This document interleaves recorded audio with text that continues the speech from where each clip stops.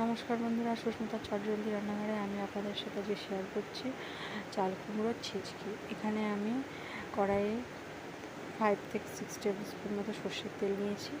তারপরে একটা শুকনো লঙ্কা আর কিছুটা সর্ষে ফোড়ন দিলাম। তারপরে চাল কুমড়োটা দিয়ে দিলাম। চাল কুমড়োটা দিয়ে ভালো করে নেড়ে নেব। এখানে আমার কড়াইটা কালো কেন দেখছেন বলুন তো? কারণ আমি এখানে আজকে ইলিশ মাছের মাথা ভেজে নিয়েছিলাম আগে নুন হলুদ মাখিয়ে। ইলিশ মাছের মাথাটা ভাজার জন্য কড়াইটা একটুখানি কালো লাগলো আজকে। আর সেই তেলের মধ্যেই আমি চাল কুমড়োটা দিয়েছি। এরপরে ভালো করে নেড়ে নেব।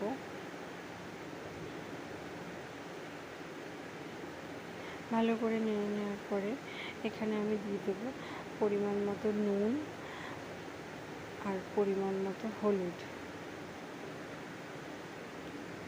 নুন আর হলুদটা দিয়ে ভালো করে নেড়ে চেড়ে নেব।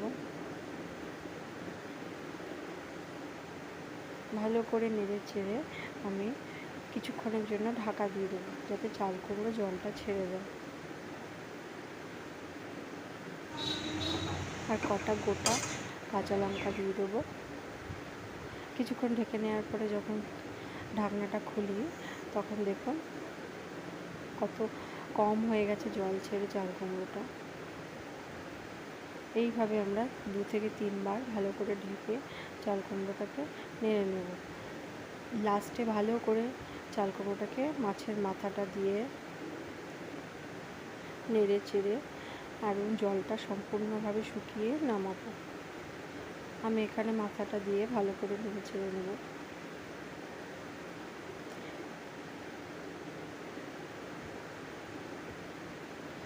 এরপর এখানে স্বাদ মতো একটু চিনি দিয়ে দেবো। আমি এখানে 2 চামচ মতো চিনি দিয়েছি, কারণ চাল কুমড়ো একটু মিষ্টি মিষ্টি ভালো লাগে আমার কাছে। দিয়ে ভালো করে নেড়ে নেব। দেখুন এখানে আমার চাল কুমড়োটা হয়ে এসছে। আপনারা এটা বানিয়ে ট্রাই করবেন। টাটা।